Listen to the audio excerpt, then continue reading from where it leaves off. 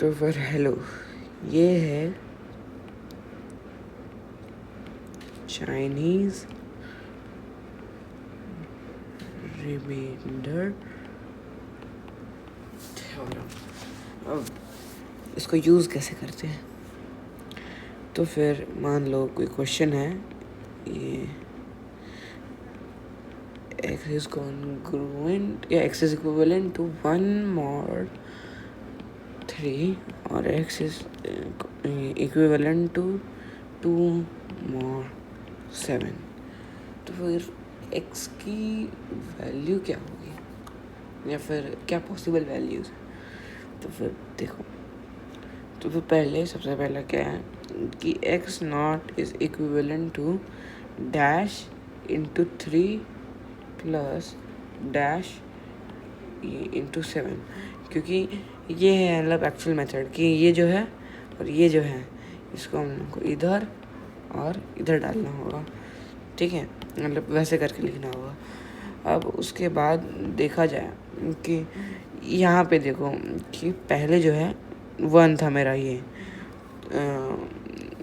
Reminder, तो फिर ये पहले यही ट्राई करते हैं, मतलब देखते हैं कि 1 इज़ इक्विवेलेंट टू क्या क्या हो सकता है।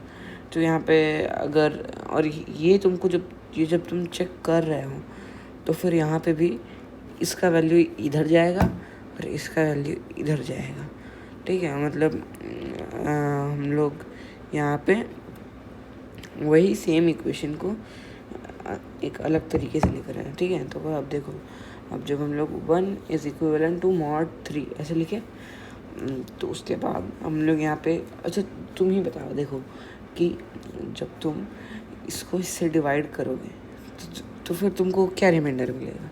0, क्योंकि ये डिविजिबल है, ठीक है। अब यहाँ पे देखो, अब जब तुम इसको इसमें से डिवाइड करोगे तो तुमको रिमाइंडर चाहिए 1, क्योंकि यहाँ पे आ रहा है 1, मतलब यहाँ पे 1 है, इसलिए तुमको रिमाइंडर 1 चाहिए। अब तुमको अगर रिमाइंडर 1 चाहिए तो फिर तुमको क्या करना होगा? 7 को किससे मल्टीप्लाई करना होगा? यहाँ पे तो डायरेक्टली देखा जा सकता है कि जब तुम 7 को 3 से डिवाइड कर रहे हो तो तुम्हारा डायरेक्टली 1 आ जा रहा है रिमाइंडर, तो यहाँ पे कुछ ज़रूरत नहीं है, तो फिर इस से इधर 1 हो जा रहा है, ठीक है। अब यहाँ पे भी इस से 1 हो जाएगा, क्योंकि तुमने ये यहाँ पे जब 1 आया है तो तुमको यहाँ पे डालना है, बस सिंपल। अब देखा जाए ये नेक्स्ट, यहाँ पे क्या है? 2 इज़ इक्विवेलेंट टू मॉड 7। तो जब मॉड 7 से तुम ऐसे करोगे तो ये तो डायरेक्टली हो जा रहा है, तो फिर तुमको अब यहाँ पे 0 हो जाएगा और यहाँ पे अब तुमको इसका रिमाइंडर 1 चाहिए।